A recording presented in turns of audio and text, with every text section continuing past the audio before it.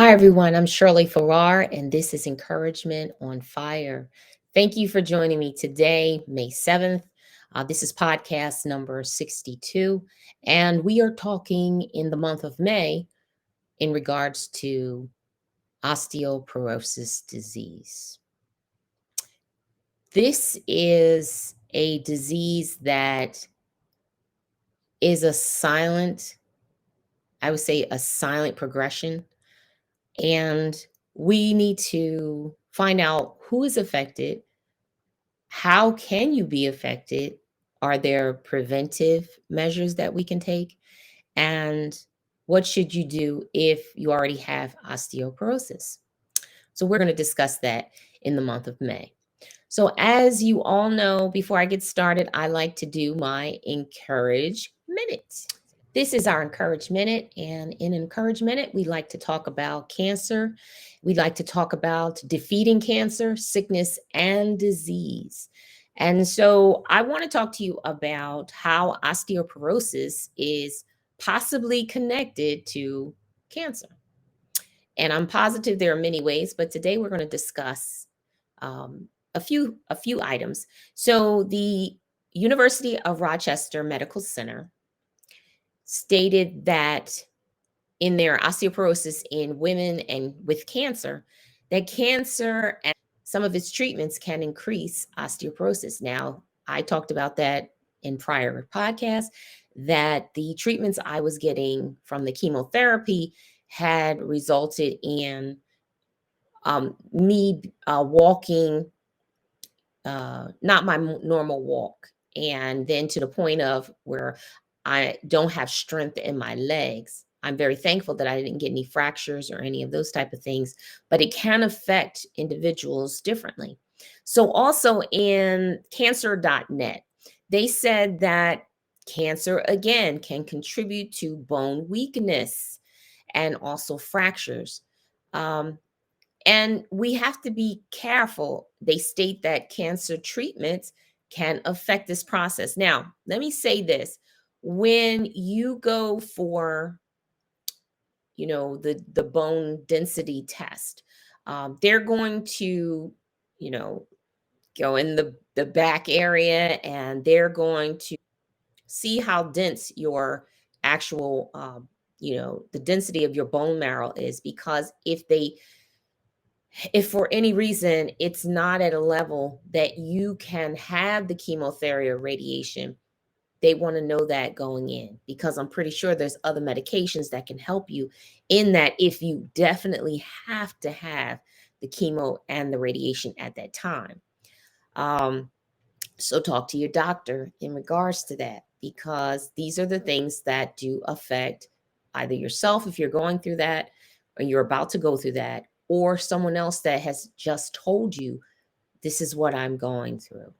And also, there is outside of the United States, the Canadian Cancer Society, they stated the same thing, that osteoporosis can be affected by cancer treatments.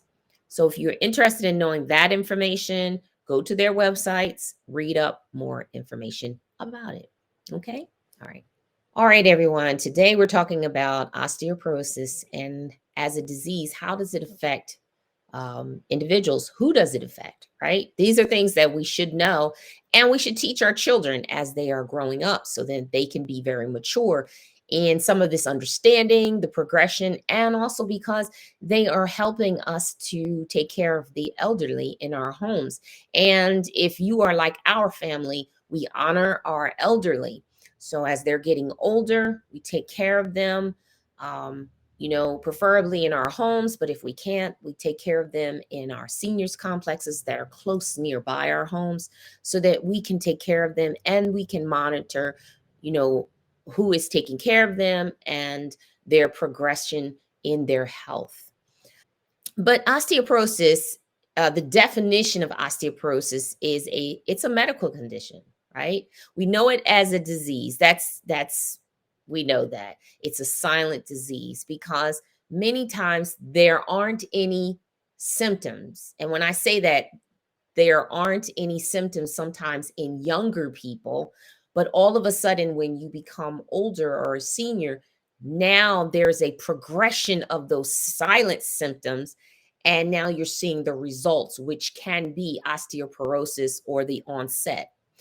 Um, and so the rest of the definition is that the bones can become brittle, fragile, loss of tissue, and there can be hormonal changes or imbalance.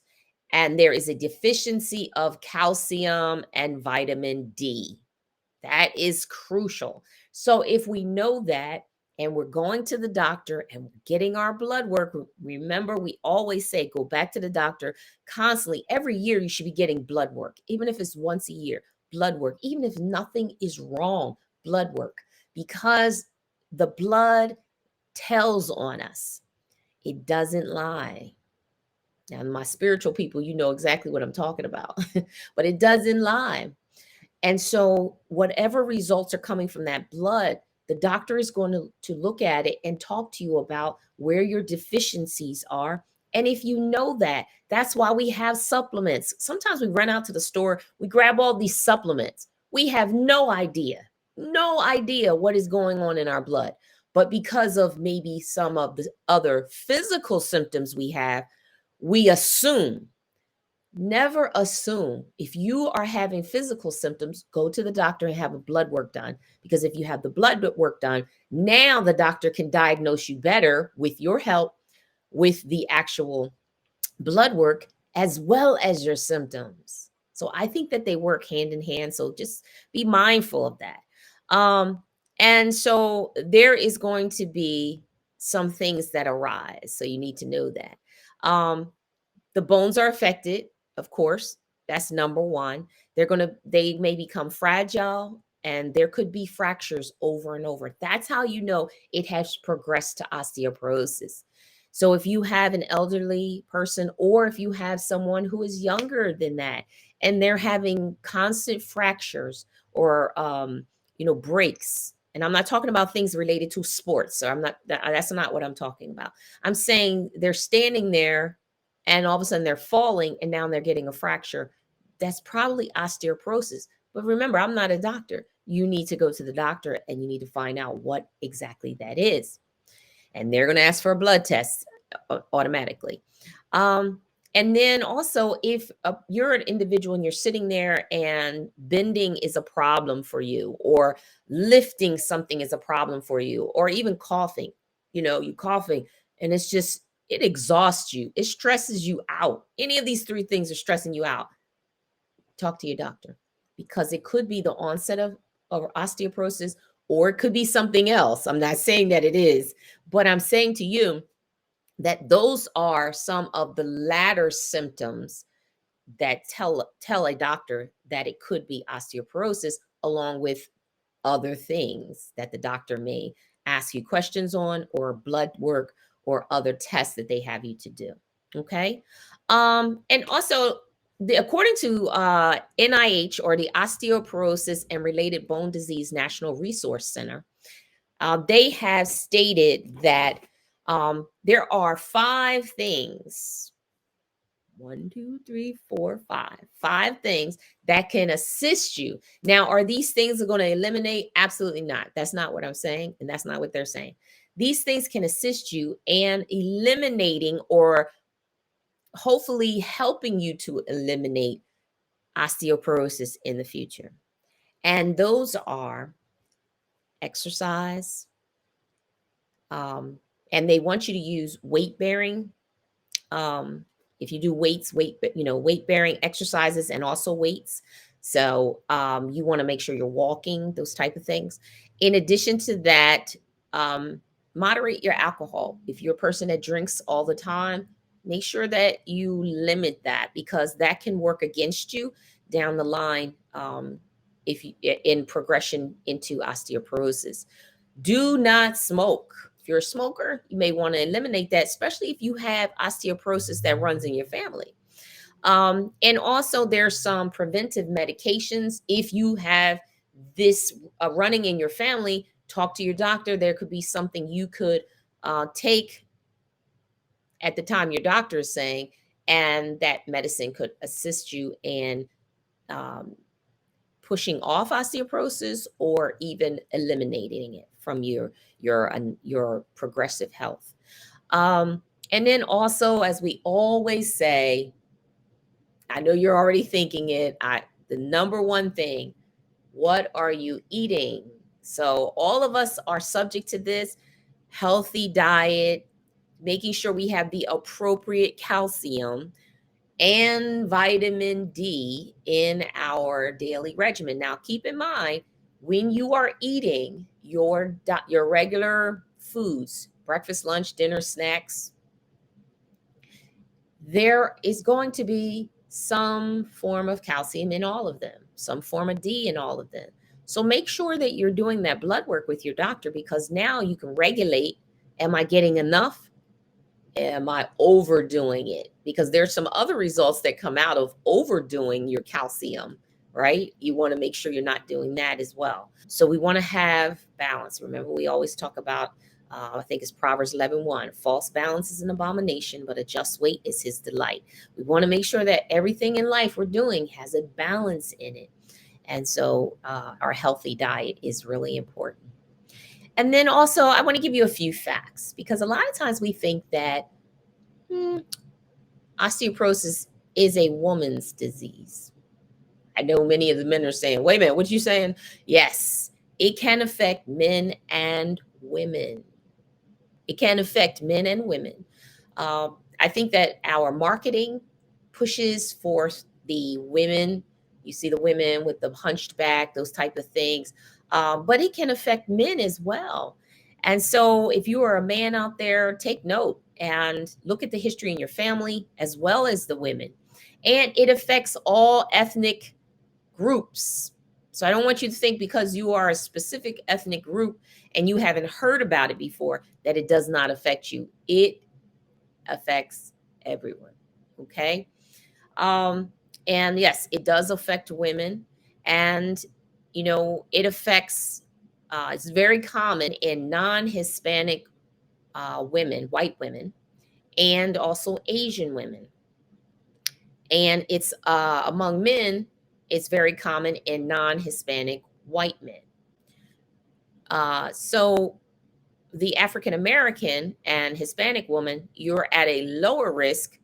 However, you are still at risk if you are doing some of the five things and you're not doing them, meaning you're smoking and you're not watching your diet, and you haven't looked at the history in your family, and so you're not taking preventive medicines, or you're you know using alcohol at a high range, and if you're not exercising and walking and weight bearing exercise, you're not doing any of those things, then you're at more of a risk. And so I don't want you to think that because the statistics says that African American women and Hispanic women are at a lower risk, that you're not at risk. Okay. And I want you to be careful, because looking at the data, and it says that, again, just like we stated earlier, if you are going through cancer right now, the cancer medication can affect you and your progression to osteoporosis. Now, will it affect you? I don't know. Remember, I went through that too. So I now am making sure I'm taking my supplements.